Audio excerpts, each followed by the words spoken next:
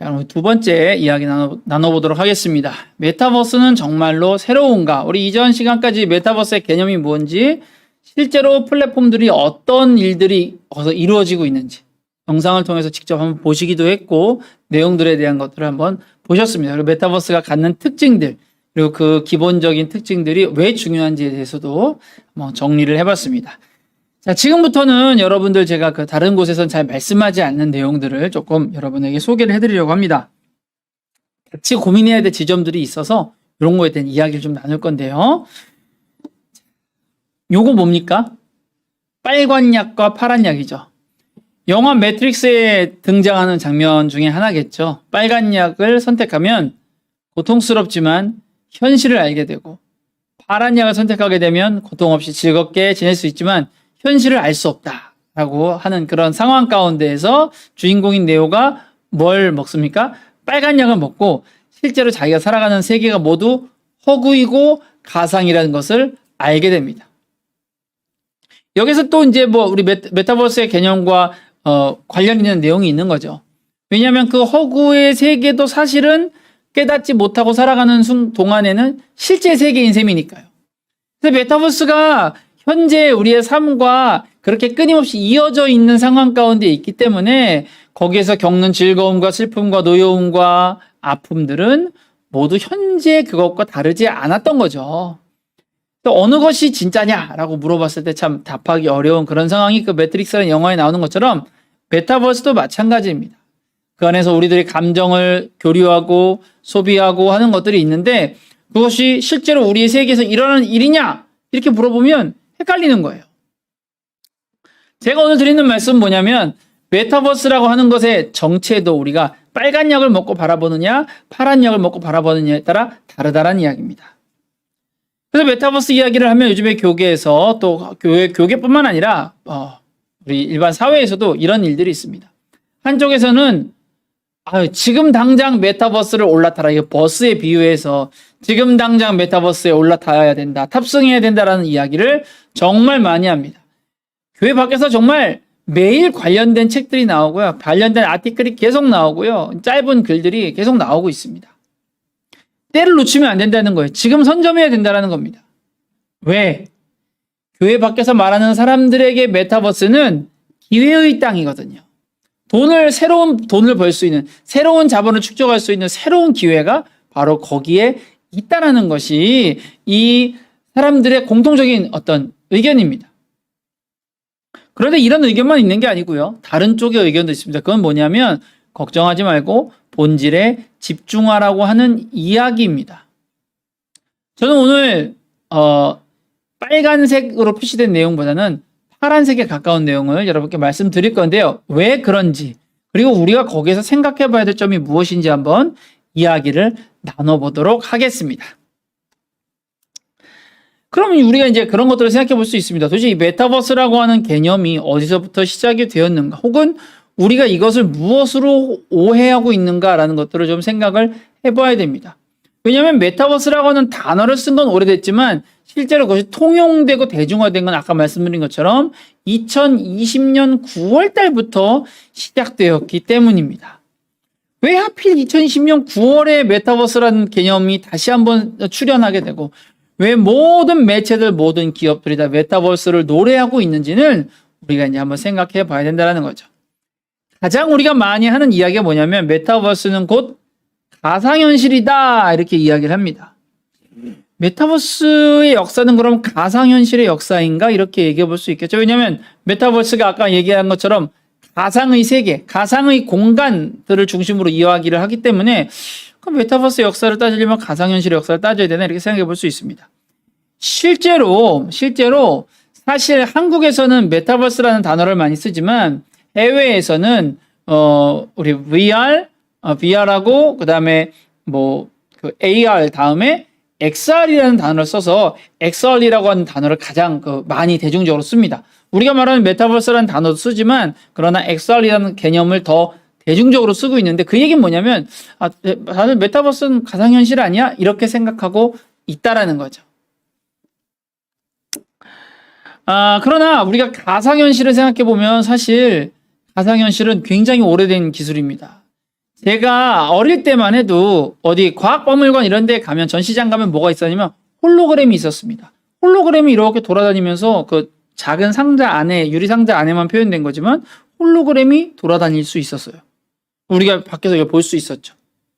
홀로그램도 이 가상현실의 중요한 어떤 기능 중에 하나 아닙니까?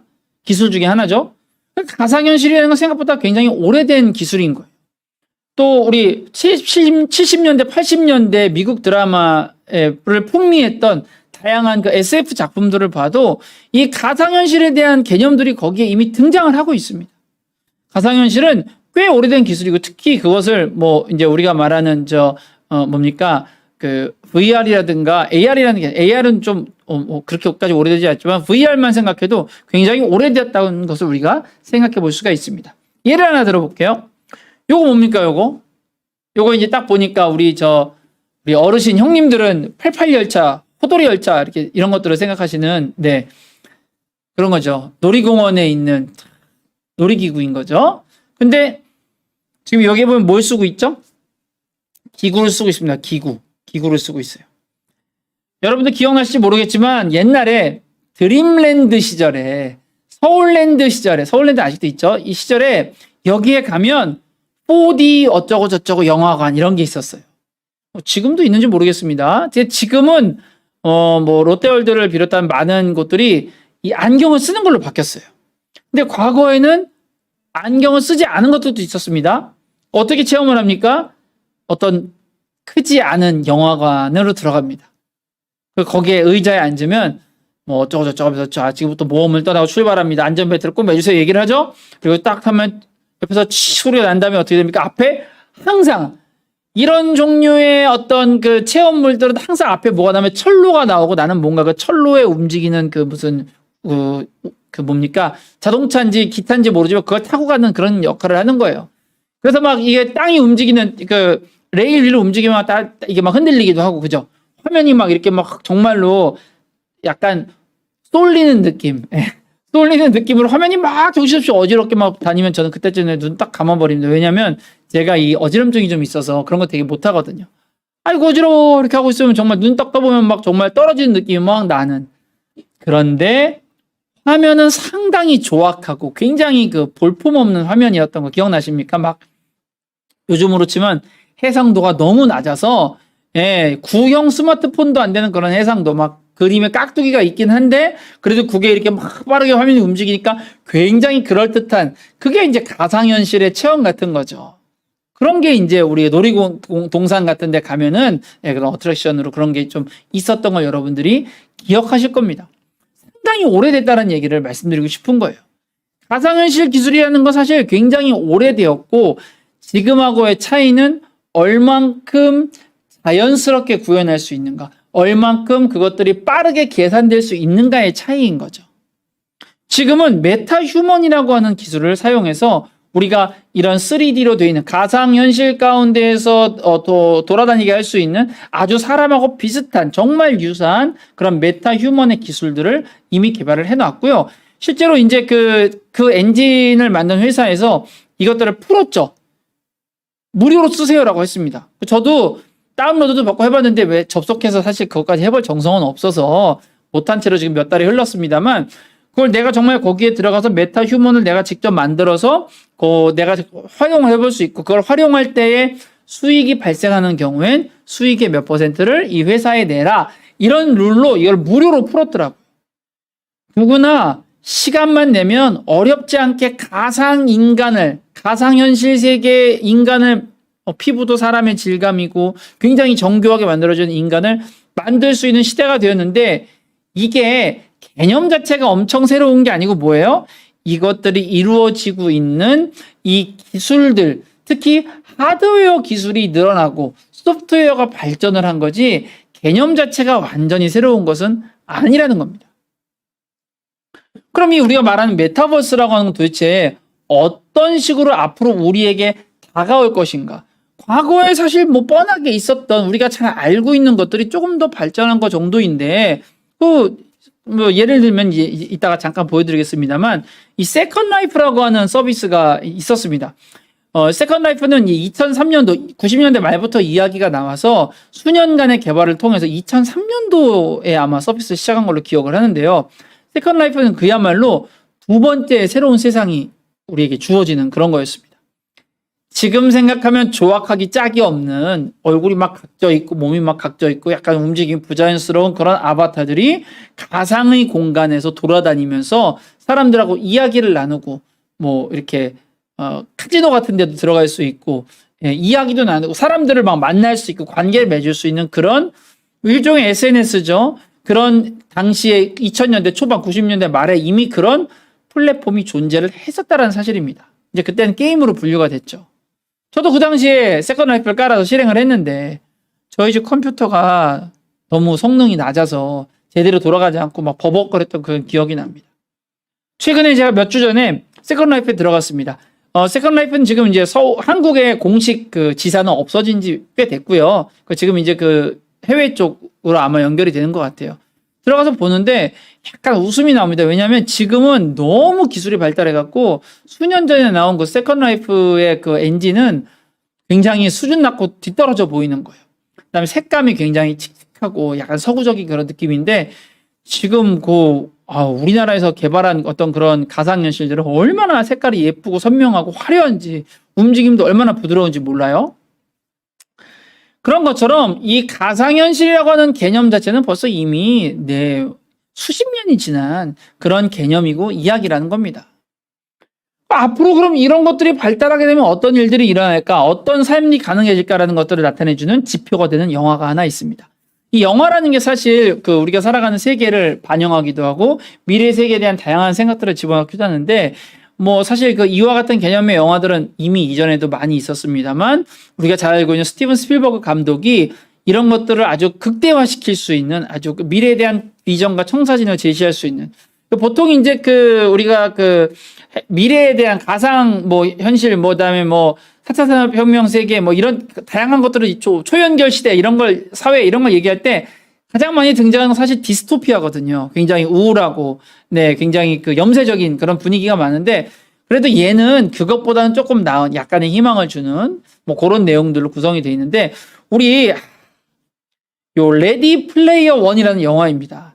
제가 요거를 사실 예고편을 준비했는데 왠지 예고편을 틀다가 끊길까봐 걱정이 돼서 유튜브 정책상 끊길까봐 걱정이 돼서 예고편은 스킵하도록 하겠습니다. 여러분께서 직접 레디 플레이어 원이라는 영화를 보시면 영화 재밌습니다. 성인들이 보기에도 이 주인공들 보시면 되게 유치해 보이지만 그렇지 않고요. 굉장히 재미있고 정치적인 어떤 그런 것들 또 경제적인 그런 것들이 나와 있는데 중요한 건 뭐냐면 2018년도에 나온 이 영화에서도 이 가상세계, 이 메타버스라고 하는 곳에서 가장 중요한 건 경제다라는 이야기가 거기에 등장을 합니다.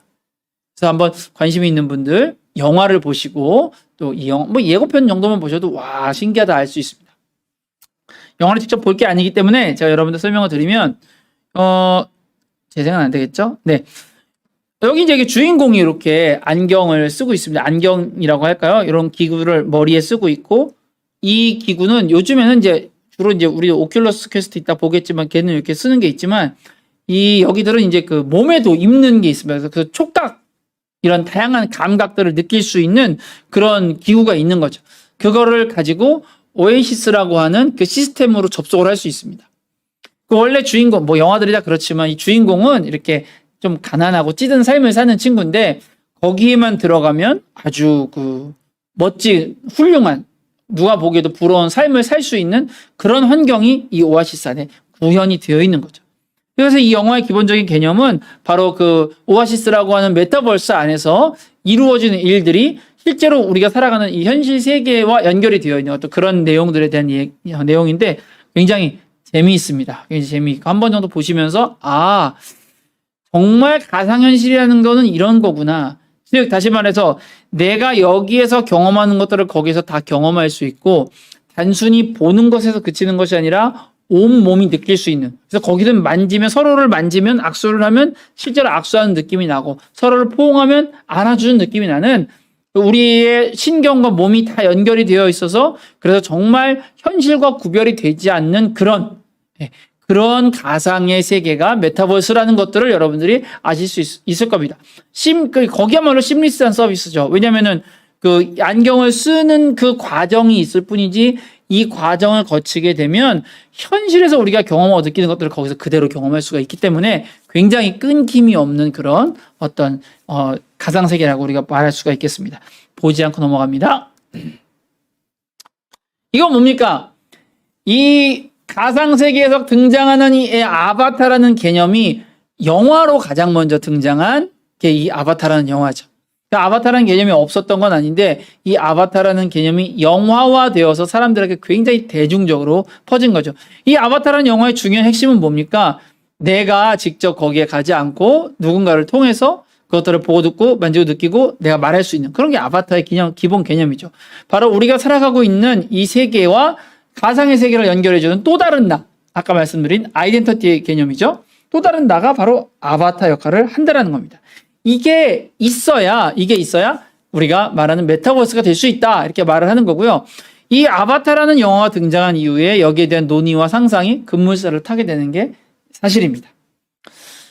이거 얼마나 오래된 영화예요, 여러분? 제 기억에 이게 언제입니까? 90년대인가요? 2008년, 9년 아마 2009년 정도 될 겁니다. 2008년, 9년 그때인데 그 당시에 나온 영화인 거예요. 그 당시에 이미 이 가상 현실에 대한 가상 세계에 대한 개념이 이미 잘 자리를 잡고 있었던 거예요. 그러니까 보는 우리도 뭐 놀랍거나 어색하지 않고 굉장히 즐거움을 가지고 볼 수가 있었던 거죠. 오래된 개념이에요. 그런데 왜 이게 2020년 9월 달이 되어서 갑자기 전 세계를 들뜨게 만들었느냐? 바로 다음의 영상 때문입니다. 다음 영상은 저희가 조금 보도록 할게요. 이게 끊기지 않기를 간절한 마음으로 바라면서 보겠습니다. If the last 20 years was amazing, the next 20 will seem nothing short of science fiction. The metaverse is coming. Why has he still got the fire burning after 25 years? So I said, you know what? When I put him on the show, I'm going to ask him who the heck he is. Who are you? Well, Jim, I'm the product of my parents' dreams and aspirations. This is just an amazing story. I guess some 45 years ago, my dad came to the United States for the very first time. I was 4 years old. He was probably in his early 30s. He came to the United States for the very first time in the late 60s. And he went to New York City, of all places. He was sent there by Courier, the air conditioning company, to train. He went home and he said that someday he's going to send his children to the United States. This is an amazing country, and he wants his children to grow up there. Well, at the pursuing years, my mom taught us English to prepare us for the United States. And as at the time, my mom didn't understand any English at all. Here's a person who knows nothing about English teaching her two children English. Every single day, she would pick a random 10 words from the dictionary and ask us to spell it and ask us to tell her the meaning. Now, she has no idea whether we said it right or not, but nonetheless, my father's dream, my mom's aspirations for our success is what ultimately put us here, and I owe them a great deal. The creation of games, of video games, the fastest growing industry we know, because of your latest chips that are so much more lifelike than the previous generation. Can I tell the difference between simulation and reality now? Well, you know, computer graphics and video games is the driving force of GPU computing. And this week we announced twice as much performance as we announced just 6 months ago. This is the Volta V100, 32 gigabytes. And along with it, we announced a brand new groundbreaking technology called RTX, the NVIDIA RTX. And it's the biggest breakthrough in computer graphics in the last 15 years. It took 10 years to do. And it makes possible, for the very first time, real-time ray tracing and cinematic rendering like the one that's over my shoulder, Captain Phasma of Star Wars. It's completely done in real time. 자, 마지막에 보신 실시간 렌더링이 가능해진다. 영화를 촬영할 때 이제 보통 이제 우리가 영화를 어떻게 촬영하냐면 이 그 그린 매트를 깔고, 아니 블루 스크린이라고 우리가 부르죠. 그린 매트를 깔고 그 그린 매트를 배경으로 해서 합성을 해서 우리가 영화를 많이 찍었잖아요. 그리고 이제 가상의 배경을 놓고 그것들 가운데서 막 보이지 않는 뭐 괴물과 막 싸우는 흉내도 내고 했는데, 이제는 그렇게 하는 게 아니라 요즘엔 어떻게 하냐면 뒤에 실제로 배경을 깔아 놓습니다. 큰 디스플레이를 깔아 놓고 그 배경과 사람을 직접 촬영을 하는 방식으로 촬영을 하고 있습니다. 그게 가능하려면 이 디스플레이가 나오는 것들이 굉장히 빠른 속도로 연산이 되어야 되는데, 지금 그러한 기술들이 이미 실현이 됐다라는 거예요.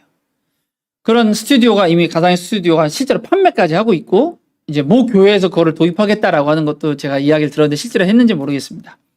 어찌되었든 무슨 말씀을 드리고 싶냐면은, 하드웨어가 급속도로 발전을 하면서, 특히 이제 그동안은 그 컴퓨터에서 가장 중요한 게 사실 CPU였는데, CPU보다 훨씬 더 높은 속도의 연산을 가능하게 하는 이 GPU가 발전을 하면서 이 하드웨어 기술이 엄청나게 발전했죠. 아까 말한 것처럼 정말 15년 사이에 가장 놀라운 일들이 일어나는 그런 눈부신 발전이 있었기 때문에 앞으로 이런 게 가능할까라고 빵 터트린, 어떤 그 게임 산업을 발전시키겠다라고 하는 그런 포부를 이야기한 것들이 촉매가 되어서 너도 나도 이제 메타버스의 시대가 도래했다라고 이야기를 했다라는 겁니다.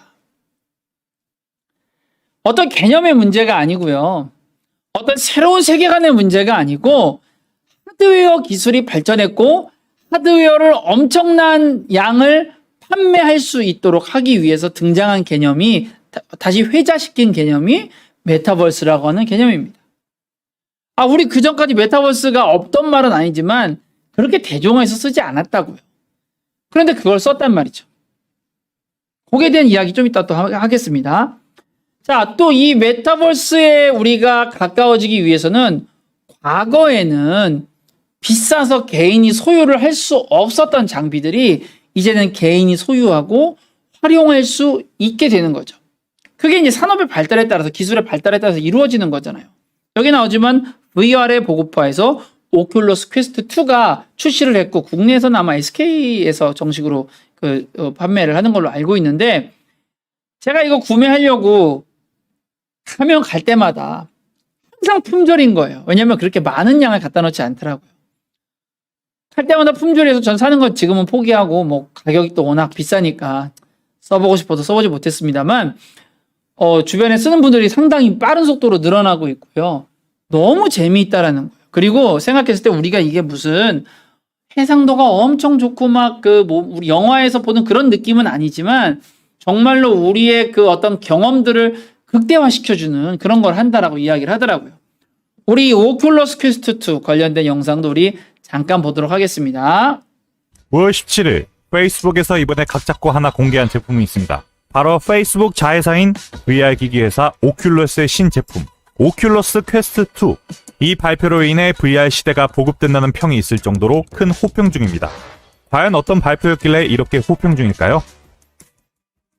페이스북은 17일 페이스북 커넥트 발표회를 통해 신형 VR 기기 오큘러스 퀘스트 2를 공개했습니다. 이 제품은 PC로 연결하지 않아도 실행되는 독립형 무선 VR 기기인데요. 즉 VR 기기만 있어도 VR 게임이나 여러 VR 컨텐츠를 즐길 수 있는 기기입니다. 비트 세이버를 그냥 이 기기만 있어도 실행 가능하다는 거죠. 그리고 독립형 VR 기기이지만 USB로 연결하면 PC로도 VR 게임을 즐길 수 있습니다.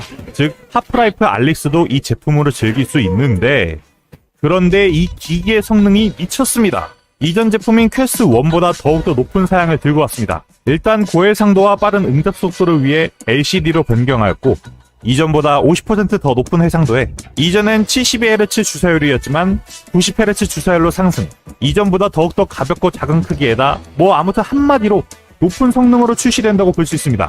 근데 이 오큘러스 퀘스트 2의 가격이 64기가 41만 4천원, 256기가는 55만 3천원. 가격이 성능에 비해 너무 중요한 내용이 뭡니까? 여기 지금 나온 중요한 내용이, 오큘러스 퀘스트 2라는 기기가 새로 출시를 했는데, 이게 PC랑 독립형이다 이런 거 다 중요하지만 중요한 게 뭐예요? 엄청난 성능인데 가격은 저렴하게 나왔다. 이게 이 영상의 핵심입니다. 성능은 높아지고 가격은 낮아지고, 그 얘기는 뭐예요? 누구나 쓸 수 있게 된다라는 겁니다. 물론 아직 저는 아닙니다만 누구나 쓸 수 있을 정도로 대중화가 되면 그때에서야 이것이 우리 모두가 경험하고 인지할 수 있는 초월 세계, 메타버스가 된다라는 이야기죠. 메타버스가 말하는 이 네 가지가 구현되기 위해서 어떤 게 구현돼야 돼요? 바로 지금 여기에서 말하고 있는 저렴한 가격으로 모두에게 보급이 될 수 있어야 모든 사람들이 그 세계에 들어갈 수 있어야 그래야 이게 우리가 경험 가능한 세계가 되겠죠. 그리고 중요한 내용이 또 하나 나왔습니다. 그게 뭐냐면 이 오큘러스 퀘스트 2라고 하는 제품이 어디서 만들었다고요? 페이스북의 자회사인 오큘러스에서 만들었다는 겁니다.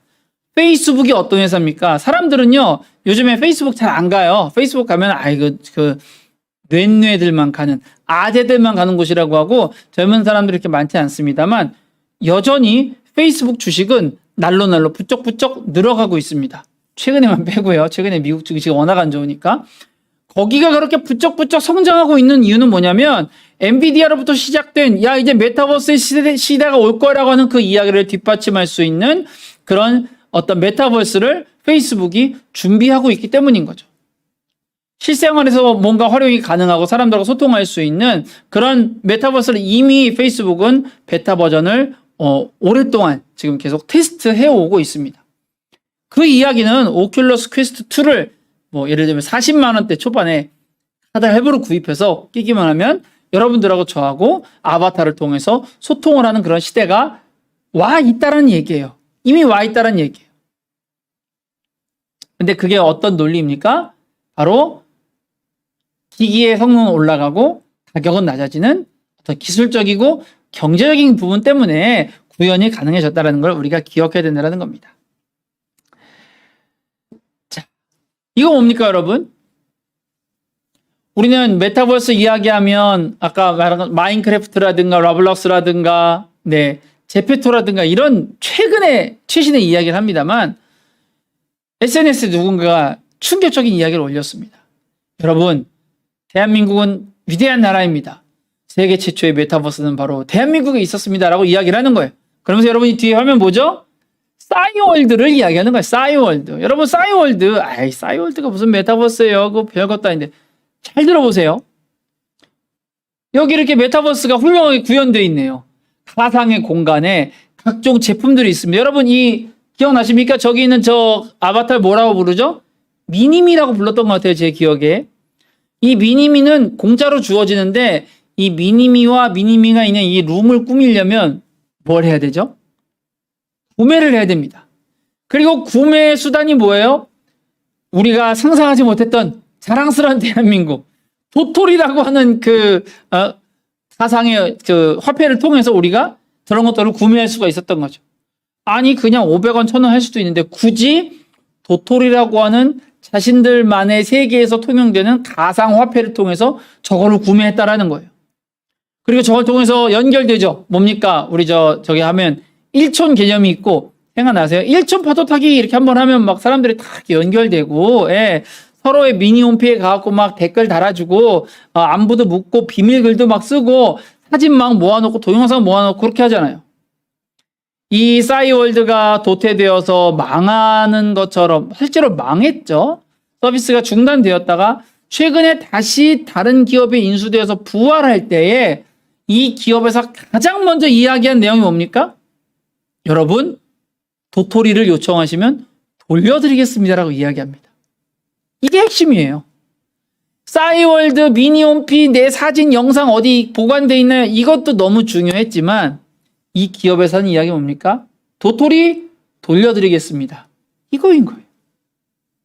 과거의 500원과 지금의 500원의 가치가 다르지만 사람들은 그렇게 생각하지 않고 나 도토리 손해보면 안 돼. 그때 내가 묻어놓은 도토리가 있지. 어떤 사람은 500원, 1000원이겠지만 저는 뭐 빵원이죠. 근데 어떤 사람들은 뭐 10,000원, 20,000원어치 도토리를 가지고 있을 거 아니에요. 그러니까 그거 이제 되찾으려고 가서 그 플랫폼을 활용하겠죠. 미니홈피는 앞으로 어떻게 나올 거냐라는 이제 청사진을 제시했는데 이런 식으로 청사진을 제시했습니다.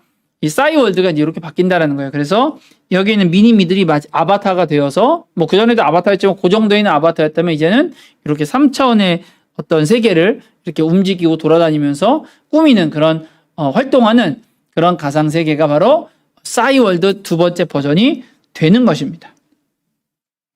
무슨 말씀을 드리는 겁니까? 이 가상세계의 핵심은 돈에 있다라는 거예요. 돈에. 높은 기술과 낮은 생산 단가를 이용해서 더 많은 사람들이 쓰게 하고 더 많은 사람들이 여기에 참여해서 어떻게 하는 거예요? 여기에서 경제 활동이 일어난다는 겁니다. 그걸 뭐라고 부르냐면 메타 이코노미라고 부르는 학자들이 있습니다. 가상의 세계에서 일어나는 이런 경제 활동들에 대한 기대가 있기 때문에 게다가 어때요? 아까 말씀드렸지만 공간에 제약이 없으니까 어마어마한 부를 거기서 발생시킬 수 있다는 겁니다. 가상 자산의 개념이 생기니까 있지도 않은 곳에 가상의 가치를 부여해서 실제 화폐로 하는 거죠. 그렇게 해서 그것으로 경제 생태계를 만드는 거죠. 제가 이제 금년 중반에, 금년 초에 가입한 서비스 중에 얼스2라고 하는 서비스가 있습니다. 두 번째 지구라는 뜻이겠죠. 거기에 가면 전 세계의 모든 그 지역이 다 거기에 부동산 매물로 나와 있습니다. 그래서 그것들을 선점하고 사고 팔고 하는 거예요. 너무 크게 했어요. 전 세계를 하다 보니까 아직 그렇게 많이 오르지 않았어요. 이 부동산의 가치가 올라가려면 사람들이 거기에 사고 싶어 해야 되고 못 산 땅이 많아야 되는데 너무 크게 잡았어요. 그래서 전 세계에 아직도 땅이 많이 남아 있습니다. 그런데 제가 그때 재미 삼아서 몇만 원 주고 들어갔던 게 지금은 거의 2배 가까이 올랐습니다. 실제로는 제가 이제 예를 들면 10,000원짜리 땅을 한 2,000원 주고 샀기 때문에 2배 정도 올랐다라는 느낌이고 실제로는 뭐 한 1점 몇 배 될 거예요. 중요한 건 그런 가상의 자산이 거기 가짜인데 아무것도 할 수 없잖아요. 제가 그 땅에 뭐 텐트를 하나 치겠어요. 거기 들어가 볼 수 있겠어요. 아무것도 아닌 그냥 여기가 뭐 어디 제가 이제 3군데 땅을 샀는데 하나는 기억나 강남이었던가 그리고 하나는 제주도고 하나는 뭐 하여튼 뭐 이런 식으로 3군데 정도 땅을 샀는데 실제 땅 산 것도 아니고요. 아무 값어치도 정말 쓸모는 0. 그런데 거기에 가치를 붙이기 시작하고 사람들이 관심을 가지니까 그 가치가 올라가고 우리 현물의 가치와 연결이 된다는 게 그거의 핵심이었던 거죠. 그래서 메타버스의 가장 핵심은 돈입니다. 이것이 자산을 만들고 사람들 간의 거래가 되고 어떤 새로운 가치들을 만들어낸다라는 데 메타버스의 핵심이 있는 거예요.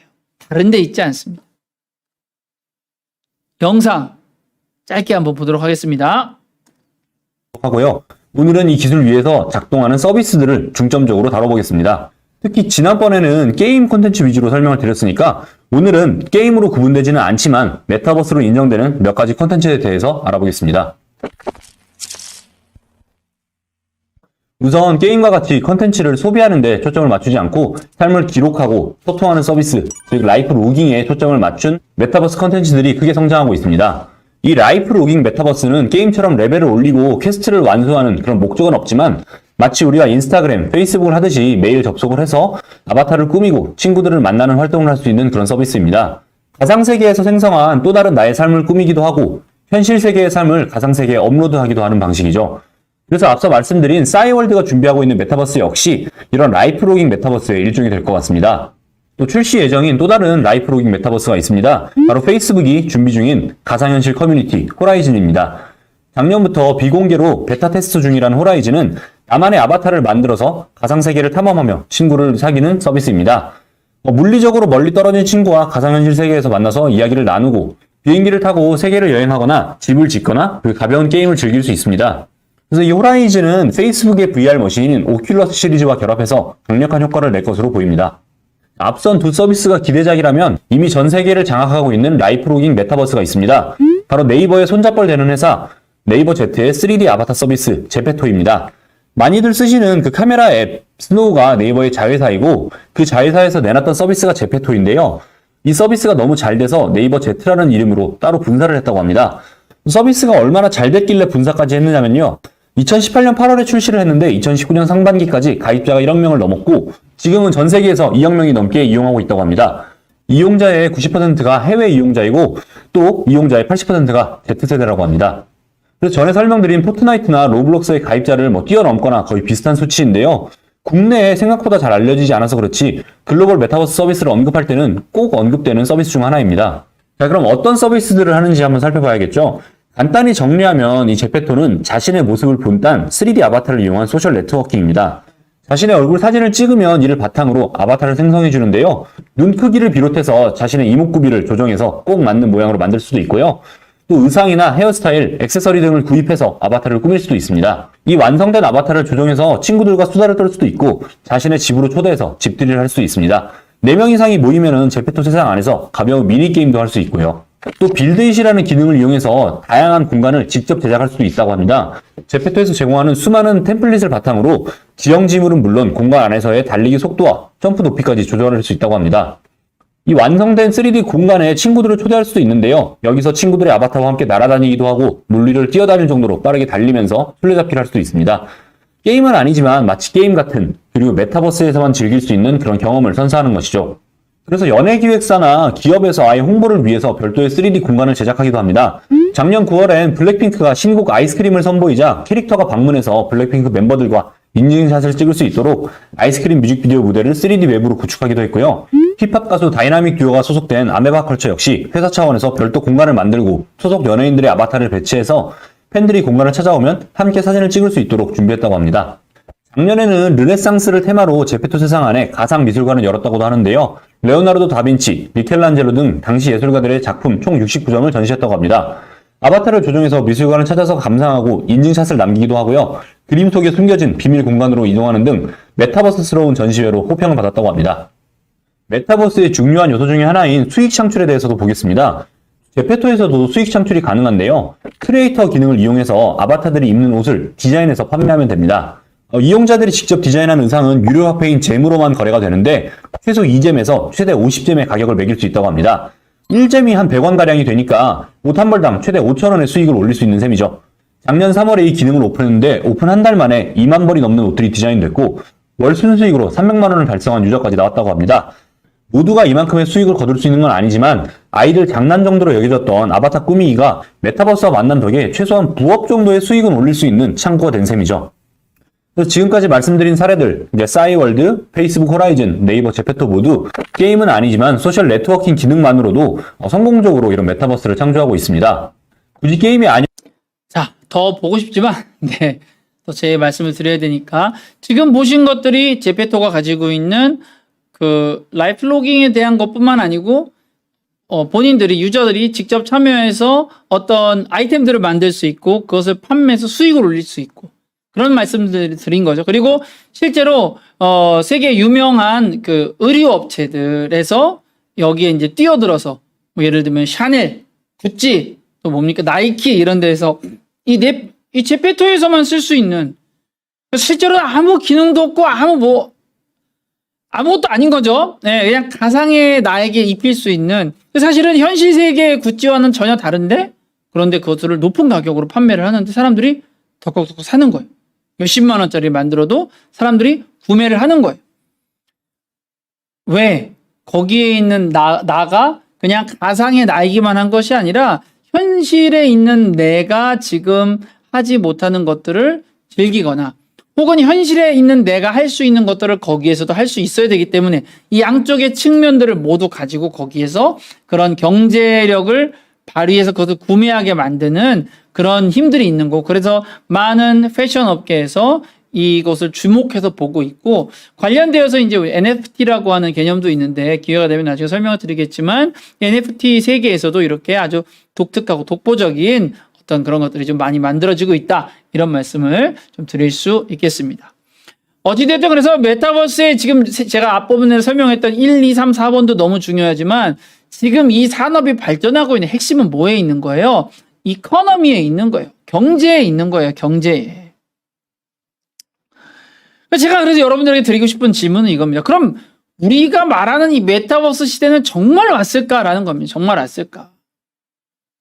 제가 그 젊은 분들이 많이 모여있는 신학교에 가서 질문을 던졌는데도 이용해 본 사람이 한 명도 없거나 한 명 정도만 이용을 해본 이런 메타버스의 플랫폼들을 말은 엄청 많이 하고 엄청 중요하다고 이야기하고 여기 가서 곧 뭘 해야 될 것처럼 말하지만 아무도 쓰지조차도 않은, 구경도 안 해본 이것이 메타버스 시대가 왔다고 말할 수 있냐라는 겁니다. 자, 좌상단에 있는 사진 뭡니까? 이거 보고서 와 반갑다 하시면 여러분들이 아재 인증인 거예요. 예, 우리나라의 초창기에 만들어 들어왔던 텔레비전 수상기죠. 텔레비전 수상기. 그 당시에 TV라는 건 어떤 거였습니까? 정말 마을에 한 대밖에 없었던 거여라고 해요. 저는 뭐 잘 모르겠습니다. 저는 나중 사람이라 모르겠지만 우리 형님들 시대에는 저 TV가 있으면 정말 부잣집 인증, 인싸 인증 이런 거였다는 거예요. TV가 한 대 동네에 들어왔다고 TV의 시대가 시작된 겁니까? 시작은 됐겠죠. 그러면 TV의 시대를 모두가 누리고 있는 겁니까? 아닙니다. 저 TV가 어떻게 되는 거예요? 영희네 집에도, 철수네 집에도, 광필이네 집에도, 우리 집에도 TV가 보급돼야 그제서야 비로소 TV의 시대가 우리에게 온 거죠. 저건 옆집에 온 거예요, 옆집에. 보급화되고 보편적인 서비스가 되어야 그것의 시대가 왔다라고 말을 하는 겁니다. 두 번째 있는 목적이 아까 제가 설명드린 세컨드 라이프의 모습입니다. 확실히 우리한테 익숙하지 않죠. 좀 칙칙해요, 분위기가. 약간 칙칙한데 세컨드 라이프 결국 지금 뭐 사양길로 접어들고 뭐 빨리 시작된 서비스인데 2003년도에 시작된 서비스인데 채 20년이 되지 않아 문을 닫습니다. 이건 엄청 오래 온 거예요. 20년 동안 엄청 오랫동안 해온 거예요. 대단한 겁니다. 오늘날 생기는 플랫폼들 얼마나 빨리 많이 생기고 얼마나 빨리 많이 없어집니까? 지금 메타버스가 왔다라고 하니까 뭐 우리나라에서도 수십 종의 이 메타버스 서비스들이 플랫폼들이 자리를 잡고 막 열심히 활동들을 하고 있지만 여기에 있는 어느 누구도 접속조차 해보지 않은 분들이 대부분일 겁니다. 그게 오늘날 우리가 말하고 있는 메타버스의 현실이에요. 자, 왼쪽 아래에 있는 이 그림은 또 아재들만 알 수 있는 그림이죠. 저게 뭐냐면 유비쿼터스 이야기 제가 말씀드렸잖아요. 어디에나 편제되어 있는 그 개념들을 써서 유비쿼터스의 시대가 온다. 어디에서나 정보가 있고 서로 연결되는 초연결의 시대가 온다라고 이야기한 게 1990년대 그때 이야기인데 그 90년대 이야기가 지금 유비쿼터스의 시대가 왔습니까? 이미 시작은 됐죠. 오진 않았어요. 그 당시에 많이 얘기했던 여러분들 웨어러블 컴퓨터를 하십니까? 이러면서 옷에 컴퓨터를 딱 집어넣어서 사람의 온도와 습도를 체크해서 그 사람을 뭐 어떻게 해주고 뭐 이런 이야기들. 여러분들 티셔츠에 지금 컴퓨터가 들어있습니까? 기술이 안 돼서가 아니에요. 그냥 그 당시에 그런 개념들을 생각한 거고 지금 딱히 쓸모가 없어요. 제가 지금 하고 있는 웨어러블 컴퓨터는 이 애플워치 하나밖에 없습니다. 시계 볼 때 쓰죠. 그리고 메시지 올 때 봅니다. 아니라고요. 이런 것들을 우리가 만들 수 있고 경험할 수 있고 들어볼 수 있고 생각할 수 있지만 그 시대가 오는 건 아닌 거예요. 이거 뭡니까 여러분? 이거 아시는 분들은 아시죠? 이거 코딩입니다. 코딩. 컴퓨터 프로그래밍 하는 코딩이에요. 코딩.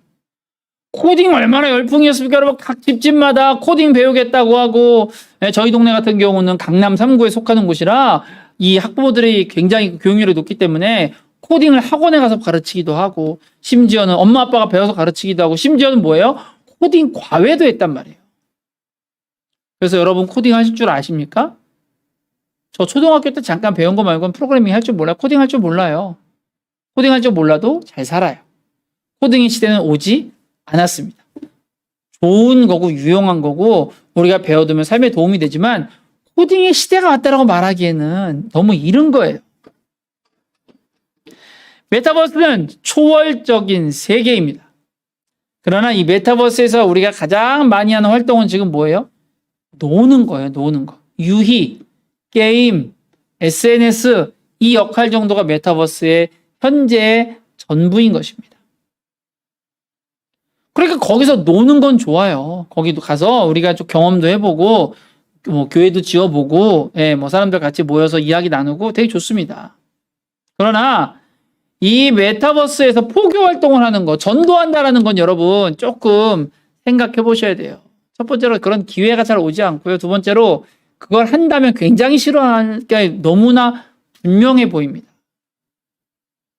그렇지 않습니까?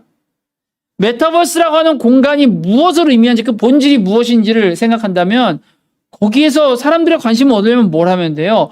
엄청 재미있거나 돈이 되면 사람들의 관심을 갖겠죠. 왜? 메타버스의 본질이 거기에 있는 거예요, 지금. 그것 때문에 만들어지고 그것 때문에 회자되고 있는 거니까요. 그래서 저는 여러분들에게 이런 말씀을 드리고 싶습니다. 첫째, 우리는 정말 메타버스를 타야 하는가? 버스 지나가기 전에 빨리 탑시다! 타야 되는 건가? 아니면 기업들이 말하고 있는 그것들에 대해서 생각은 하고 한번 이용은 해볼 수 있지만 그 버스가 마치 지금 급하게 지나가고 다시는 오지 않는 버스처럼 거기에 올라타는 거 저는 한번 생각해 봐야 된다고 생각합니다. 오히려 거기에 그것을 이용하기 위해 모여드는 사람들이 어떤 특성을 가지고 있고 어떤 것들을 좋아하고 그 세계의 본질은 무엇이고 우리가 할 수 있는 일은 무엇인가를 고민해야 되는 거죠. 실제로 현재 지금 메타버스 플랫폼들이 뭐 한두 달 걸러 몇 개씩 쏟아져 나오고 있는데 과연 그게 지금 얘가 쓸 때는 보수적으로 3년이라고 썼지만 내년에는 몇 개나 남아있을까? 내후년에는 몇 개 남아있을까? 3년 뒤에는 정말 잘 나가는 큰 플랫폼들 외에는 다 사라질 가능성이 높습니다. 그런 플랫폼에 지금 뭔가 에너지를 많이 투입해서 거기에다 뭘 구현하겠다 하는 것들 저는 사실 그렇게 권유하고 싶지는 않습니다. 경험해보는 건 좋아요. 그리고 우리가 너무 뒤처지지 않기 위해서 우리가 그런 것들을 시도해보는 건 좋습니다. 그러나 거기에 미래가 있고 내일이 있다라고 이야기하는 것은 옳지 않다. 오히려 그곳의 특성들을 좀 파악하고 다음에 나온 플랫폼이 뭘지 상상해보고 우리가 거기서 어떤 일을 해야 되는지를 세 번째 있는 내용처럼 고민해봐야 되는 거죠. 아까 말씀드렸잖아요. 메타버스 세계는 초월적인 세계예요. 초월적인 세계. 이따가 또 말씀드리겠지만 메타버스의 세계는 뭐가 없어요? 죽음이 없어요. 고통이 없어요. 질병이 없어요. 뭐든지 다시 시작할 수 있어요. 영원해요. 그런 곳은 신없음의 시대를 반영하고 있는 거예요. 거기에 있는 그 메타버스에서 살아가는 존재들은 하나님의 존재를 필요로 하지 않습니다. 고통이 없고 아무 문제가 없는 구원이 필요하지 않은 그 세계에서 하나님은 어떤 역할을 할 수 있는지 또 그런 상황 가운데서 그 세계에 푹 빠져서 사는 사람들에게 우리가 전할 수 있는 복음이라는 것은 어떤 가치여야 되는지를 우린 지금 철학적으로 신학적으로 고민해야 하는 때인 거예요. 거기에 들어가서 무언가를 하기 위해 서두르기보다는 우리는 더 많이 생각하고 더 많이 상상하고 더 많이 고민해야 하는 것입니다. 이런 과정들을 통해서 앞으로 우리에게 다가올 신없음의 시대에 우리가 어떻게 교회가 그곳에서 순기능할 수 있을 것인지 그리고 그들에게 하나님의 나라가 왜 가치 있는 곳이라고 이야기할 수 있는지 우리가 그러한 것들을 지금부터 고민해 봐야 되는 것이지 뭐 서둘러서 거기에서 뭘 하자고 막 에너지를 쓰는 것 글쎄요 저는 한번 고민해 봐야 되지 않을까 싶습니다. 우리 한 10분 정도 쉬었다가 다음 시간에 우리 4시부터는 우리 신없음의 시대와 온라인 목회에 대한 이야기를 여러분과 함께 나눠보도록 하겠습니다. 잠시 쉬도록 하겠습니다. 고맙습니다.